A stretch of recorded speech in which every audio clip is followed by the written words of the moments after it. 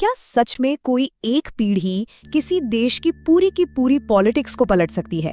आज हम इसी सवाल का जवाब ढूंढेंगे और इसके लिए हम चलेंगे अपने पड़ोसी देश नेपाल। देखिए, ये सवाल बहुत बड़ा है और इसका जवाब ना किसी किताब में नहीं मिलेगा, बल्कि असल जिंदगी की एक जबरदस्त कहानी में छपा है।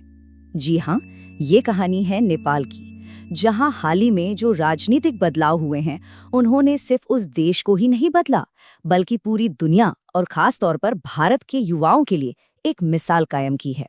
तो चलिए सबसे पहले ये समझते हैं कि आखिर नेपाल में इतने बड़े बदलाव की जरूरत पड़ी ही क्यों। हमारा पहला सेक्शन है एक हिमालयी आईना।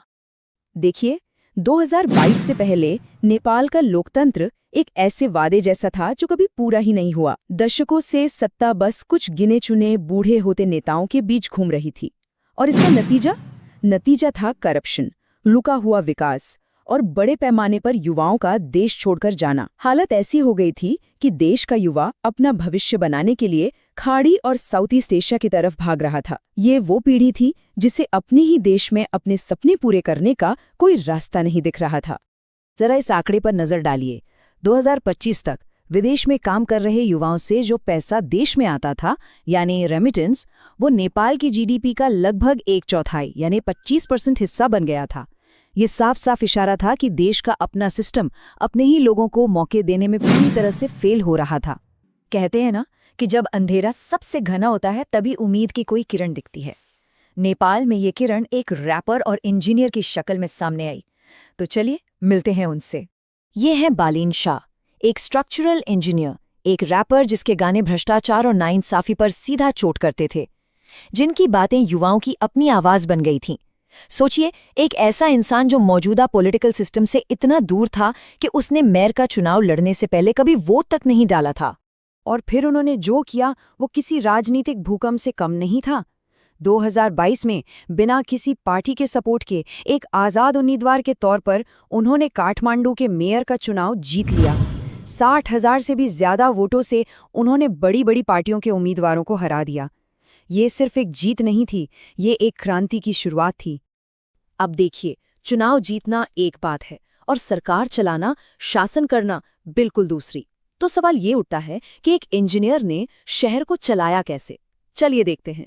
सोचिए, दशकों से काठमांडू के बीचों बीच एक नदी बहती थी, लेकिन वो एक खुला रहस्य थी। नाम था टुकुचा नदी, जो शहर के नीचे कहीं गुम हो चुकी थी। सबको पता था कि वो वहां है, पर किसी में हिम्मत नहीं थी उसे वापस लाने की। ये नदी कहीं और नहीं बल्कि बड़ी बड़ी इमारतों के नीचे, जमीन से करीब 15 फीट नीचे दबी हुई थी। सालों से उस पर अवैध कब्जे हो चुके थे और कोई भी सरकार उस पर हाथ डालने की हिम्मत नहीं कर पा रही थी। लेकिन मेयर बनते ही बालेन शाह ने वो किया जिसकी किसी को उम्मीद नहीं थी। उन्होंने बुलडोजर मंगवाए और उस दबी हुई नदी को बाहर निकालने के लिए खुदाई शुरू कर दी। ये सिर्फ एक नदी को बचाने का काम नहीं था, ये एक सीधा संदेश था कि अब नियम सबके लिए बराबर है, चाहे कोई कितना भी पावरफुल क्यों ना हो। और ये तो बस शुरुआत थी। उन्होंने सरकार में पारदर्शिता लाने के लिए नगर परिषद की बैठकों का लाइव टेलीकास्ट शुरू कर दिया, ताकि जनता खुद देखे कि उनके नेता क्या कर रहे हैं। करप्शन रोकने के लिए बिल्डिंग परमिट के पूरे सिस्टम को डिजिटल कर दिया। उन्होंने बिना किसी भेदभाव के ताकतवर लोगों के अवैध निर्माणों को भी गिराया और अपने शहर के अधिकारों के लिए केंद्र सरकार से भी भिड़ने में पीछे नहीं हटे। हाँ, लेकिन ये बताना भी जरूरी है कि उनके तरीकों पर सवाल भी उठे। उनके आक्रामक एक्शन की आलोचना भी हुई। ह्यूमन राइट्स वॉच जैसे संगठनों ने सड़क पर सामान बेचने वालों के खिलाफ जरूरत से ज्यादा बल प्रयोग पर चिंता जताई। उनके कुछ सोशल मीडिया पोस्ट्स को भी गैर जिम्मेदाराना कहा गया। काठमांडू में जो हो रहा था वो सिर्फ एक शहर की कहानी नहीं थी, वो एक चिंगारी थी जिसने पूरे देश में आग लगा दी। अब देखते हैं कि ये चिंगारी एक जेनजी क्रांति में कैसे बदली। सितंबर 2025 आते आते नेपाल के युवाओं का सब्र टूट गया।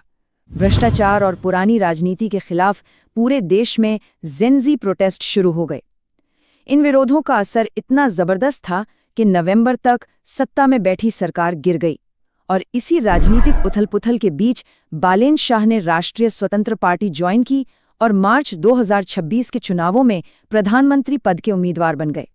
चुनाव के नतीजों ने नेपाल की राजनीति को हमेशा के लिए बदल कर रख दिया। वाह! बालेन शाह ने 4 बार प्रधानमंत्री रह चुके केपी शर्मा ओली को उन्हीं के गढ़ झापा 5 से एक बहुत बड़े अंतर से हराया। शाह को 68,000 से ज्यादा वोट मिले और ओली को 19,000 भी नहीं मिल पाए। और ये सिर्फ उनकी अकेले की जीत नहीं थी। उनकी पार्टी राष्ट्रीय स्वतंत्र पार्टी ने 275 में से 182 सीटें जीती। पता है ये कितना बड़ा है? 1999 के बाद ये पहली बार था कि नेपाल में किसी एक पार्टी को इतनी बड़ी स्पष्ट बहुमत मिली थी।